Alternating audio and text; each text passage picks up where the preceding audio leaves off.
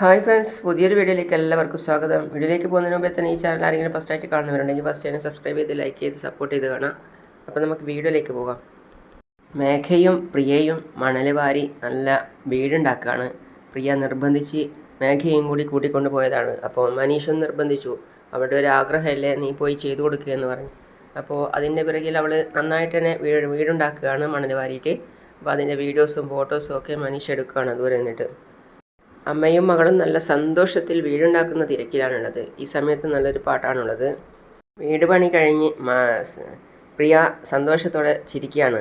ഏയ് ഏയ് അമ്മേ എന്ന് വിളിച്ചിട്ട്, വാ അമ്മേ, പുറത്തു പോയി നമുക്ക് തിരമാലയിൽ കാല് നനച്ചിട്ട് വരാം അമ്മേ, അമ്മേ വാ അമ്മേ എന്ന് പറഞ്ഞ് അമ്മയെ നിർബന്ധിച്ച് കൂട്ടിക്കൊണ്ട് പോവാണ്.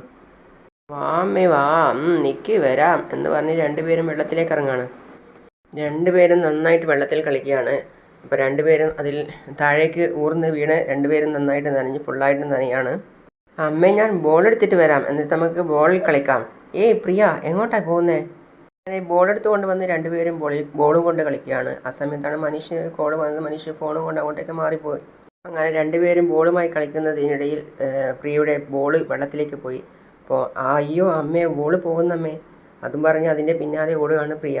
അപ്പോൾ മേഘ വിളിക്കുന്നുണ്ട് വേഗന്ന്, മോളെ പ്രിയ ഓടല്ല, നീ എവിടേക്കാണ് പോകുന്നത് എന്ന് പറയുന്നുണ്ട്. പക്ഷെ അതൊന്നും കാര്യമാക്കാതെ പ്രിയ മുന്നോട്ടേക്ക് ബോൾ എടുക്കാൻ വേണ്ടി ഓടുകയാണ്.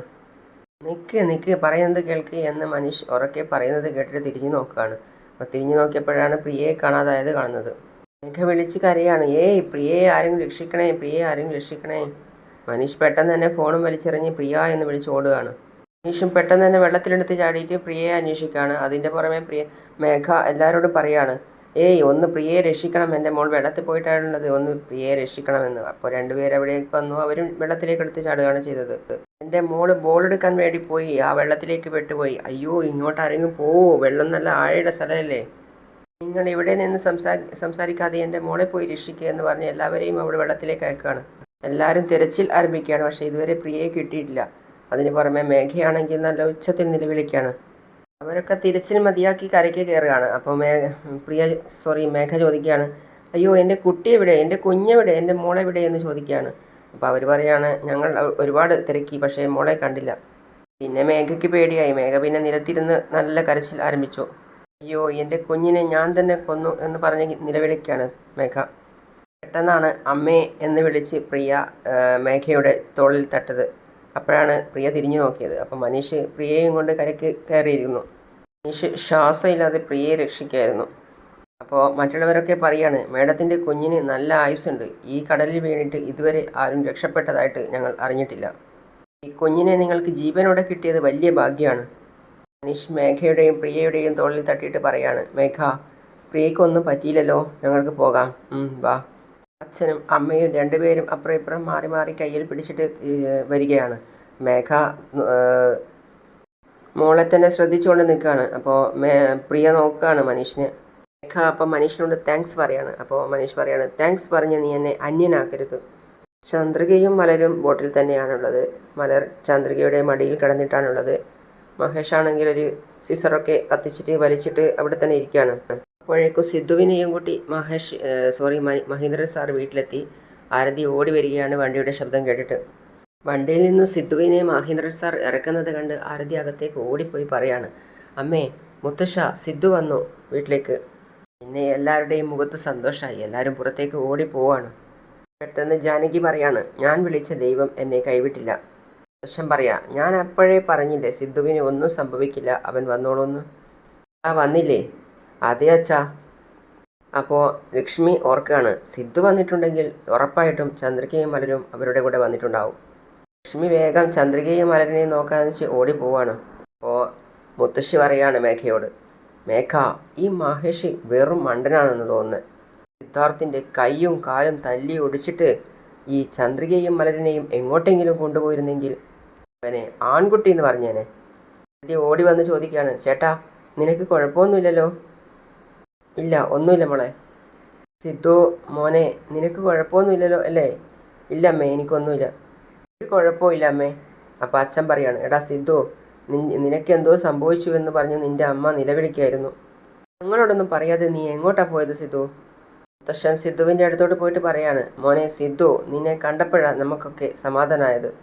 സിദ്ധു വിഷമത്തോടെ വിളിക്കുകയാണ്, മുത്തശ്ശ. അപ്പോൾ ലക്ഷ്മി ചോദിക്കുകയാണ്, ഏട്ടാ ചന്ദ്രികയും മലരും എവിടെ? കാറിൽ തന്നെ ഇരിക്കുവാണോ? ചന്ദ്രികയെ എന്ന് വിളിച്ച് ലക്ഷ്മി കാറ് ഡോർ തുറക്കാൻ വേണ്ടി ഓടി പോവുകയാണ്. ചന്ദ്രികയെ എന്ന് വിളിക്കുകയാണ്. മലർ മോളെ എന്ന് വിളിച്ച് കാറിൻ്റെ ഡോറ് തുറന്ന് അകത്ത് പരിശോധിക്കുകയാണ്. ചന്ദ്രികയെ കണ്ടില്ല. എന്നിട്ട് ചോദിക്കുകയാണ്, എന്താ ഏട്ടാ ചന്ദ്രികയും മലരും എവിടെ?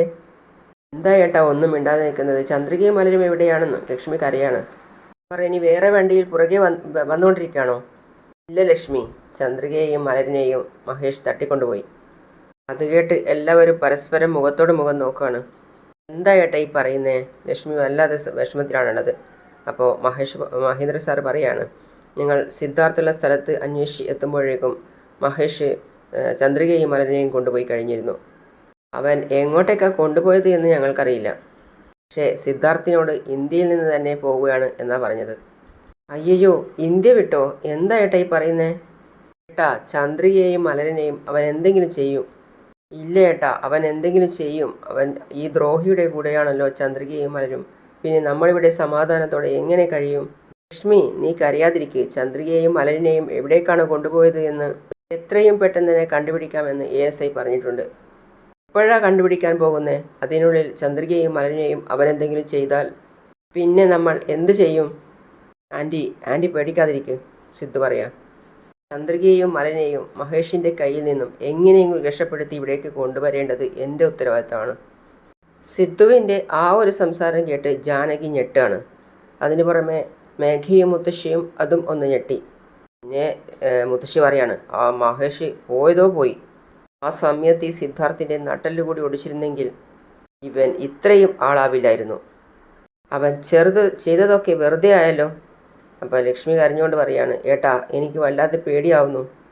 എന്നേ ഏട്ടാ, നമുക്കിപ്പോൾ തന്നെ കമ്മീഷണറോട് പോയി സംസാരിക്കാം. ലക്ഷ്മി കരയാണ്. ചന്ദ്രികയും മലരും എവിടെയാണ് ഉള്ളതെന്ന് പോയി കണ്ടുപിടിക്കാൻ പറയാം. ലക്ഷ്മി, നീ വിഷമിക്കാതിരിക്കുക. ASI എന്തായാലും അവരെ ഫോളോ ചെയ്തുകൊണ്ടിരിക്കുകയാണ്. എത്രയും വേഗം തന്നെ മഹേഷ് എവിടെയുണ്ടെന്ന് ട്രേസ് ചെയ്തവർ കണ്ടുപിടിക്കും.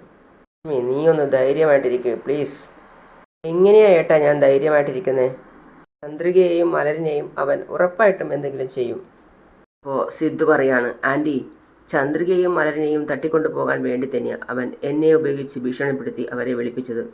ചന്ദ്രികയെ അവൻ വീണ്ടും കല്യാണം കഴിക്കും. അവൻ്റെ അടുത്തു നിന്ന് ആർക്കും അവളെ പിരിക്കാൻ കഴിയില്ലെന്ന് പറഞ്ഞ് അവൻ കൊണ്ടുപോയത്. ദ്രോഹി. അവൻ്റെ കൂടെ ജീവിക്കാൻ താല്പര്യമില്ലാത്തത് കൊണ്ടല്ലേ ചന്ദ്രിക അവൻ്റെ കയ്യിൽ നിന്ന് ഡിവോഴ്സ് വാങ്ങിയത്. ഇപ്പോൾ വീണ്ടും അവളെ കല്യാണം കഴിച്ച് അവളെ നശിപ്പിക്കാൻ നോക്കുന്നു. ലക്ഷ്മി കരഞ്ഞുകൊണ്ട് പോയിട്ട് ഏട്ടനോട് പറയാണ്, ഏട്ടാ എങ്ങനെയെങ്കിലും ചന്ദ്രികയെയും മലരിനെയും അവൻ്റെ കയ്യിൽ നിന്ന് രക്ഷിക്ക്. ശരി ലക്ഷ്മി, ഞങ്ങൾ കമ്മീഷണറെ കണ്ടിട്ട് വരാം. അകത്തേക്ക് ചെല്ല്, ധൈര്യമായിട്ടിരിക്കുക, കരയാതിരിക്കുക. സിദ്ധു, നീ വാ മോനെ. ആ സമയത്ത് മുത്തശ്ശി അടക്കി പിടിച്ച ശബ്ദത്തിൽ മേഘയോട് പറയാണ്, ഇപ്പോഴാണ് മനസ്സിനൊരു സമാധാനമായത്. ഇനിയെങ്കിലും ആ മഹേഷ് ചന്ദ്രികയെ വിവാഹം കഴിച്ച് അവിടെ തന്നെ അങ്ങ് കൂടിയാൽ മതിയായിരുന്നു. ഇവിടെ നമുക്ക് സമാധാനമായിട്ടിരിക്കാം.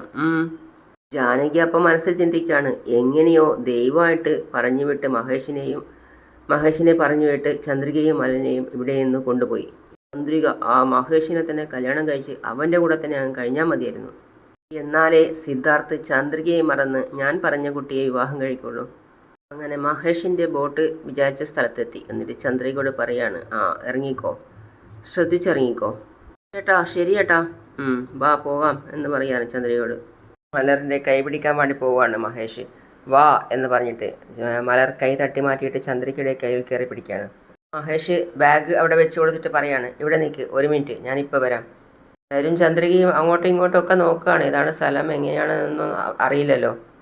മഹേഷ് പിന്നെ ഫോണെടുത്ത് സിം മാറ്റിയിടുകയാണ്. പിന്നെ ആരെയൊക്കെ ഫോൺ വിളിച്ച് പറയാണ്, ഞാനിവിടെ കടൽ തീരത്ത് എത്തിയിട്ടുണ്ട്. ശരി, ഞാനിവിടെ വെയിറ്റ് ചെയ്യാം. എന്നിട്ട് ചന്ദ്രികയോട് പറയാണ്, എൻ്റെ ഫ്രണ്ടിനെ ഞാൻ ഫോൺ ചെയ്തിട്ടുണ്ട്. അവനിപ്പം അല്പസമയത്തിനകം ഇവിടേക്ക് വരും. അവൻ വന്നാലുടൻ നമുക്കിവിടുന്ന് കാറിൽ കയറിപ്പോകാം. എന്താ? മഹേഷ് ചോദിക്കുകയാണ്. അപ്പോൾ ചന്ദ്രിക, എന്തായാലും ഞങ്ങളിവിടെ എത്തിയല്ലോ, ഇനിയെങ്കിലും സിദ്ധു സാറിനെ വെറുതെ വിടാൻ പറഞ്ഞൂടെ? മഹേഷ് അപ്പം മനസ്സിൽ ചിന്തിക്കുകയാണ്, മരിച്ചു പോയവനെ വെറുതെ വിടാൻ ഞാൻ ഇങ്ങനെ പറയടി. ഞങ്ങൾ കാരണം ഇനി അദ്ദേഹം കഷ്ടപ്പെടേണ്ട. ശരി പറയാം, വാ വാ. എന്നെ കാണിക്കുന്നത് മേഘയെ ചന്ദ്രനച്ഛൻ കാത്തിരിക്കുകയാണ്. മേഘ അപ്പോൾ വണ്ടിയിൽ വന്നിട്ട് അവിടെ വണ്ടി നിർത്തിയിട്ട് ഇങ്ങോട്ടേക്ക് കയറി വരികയാണ്. വാ മോളെ മേഘ. സന്തോഷത്തോടെ മേഘ വിളിക്കുകയാണ്. അച്ഛാ, പ്രിയ എവിടെ മോളെ? അവൾക്കിപ്പോൾ എങ്ങനെയുണ്ട്? അവൾക്ക് കുഴപ്പമൊന്നുമില്ല, അവൾ സുഖമായിട്ടിരിക്കുന്നു. അവൾ കടലിലോ മറ്റോ മുങ്ങിയെന്ന് പറയുന്നത് കേട്ടു. താ എനിക്കവളെ കാണണമെന്ന് തോന്നിയത്. അപ്പോൾ മേഘ പറയാണ്, അച്ഛൻ ഒന്നുകൊണ്ട് പേടിക്കണ്ട. ഇന്നലെ ദൈവത്തെ പോലെ മനീഷ് വന്ന് പ്രിയയെ രക്ഷപ്പെടുത്തി.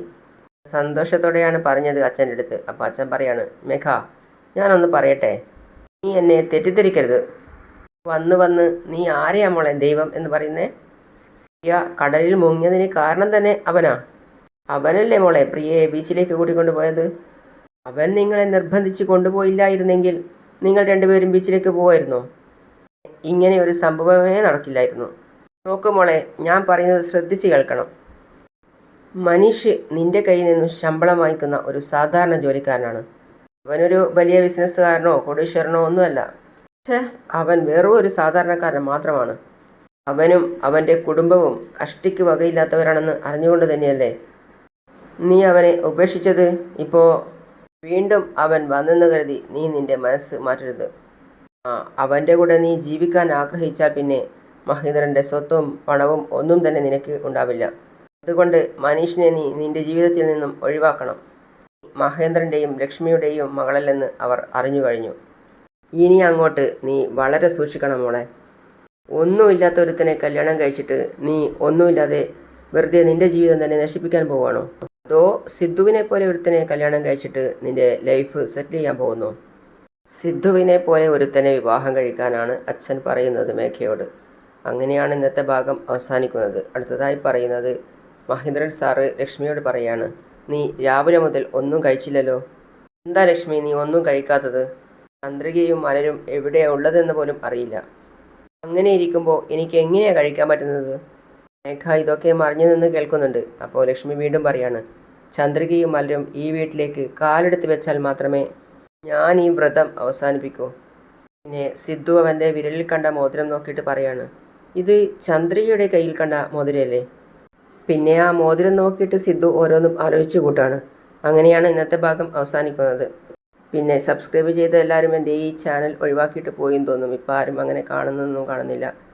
അതുകൊണ്ട് കാണാത്തവരുണ്ടെങ്കിൽ കാണുക. സബ്സ്ക്രൈബ് ചെയ്യാത്തവരുണ്ടെങ്കിൽ, ചെയ്യാതെ കാണുന്നവരുണ്ടെങ്കിൽ സബ്സ്ക്രൈബ് ചെയ്ത് ലൈക്ക് ചെയ്ത് സപ്പോർട്ട് ചെയ്ത് കാണാം. അപ്പോൾ അടുത്ത പുതിയ വിശേഷമായിട്ട് വീണ്ടും കാണാം. അതുവരേക്കും സീ യു ഓൾ.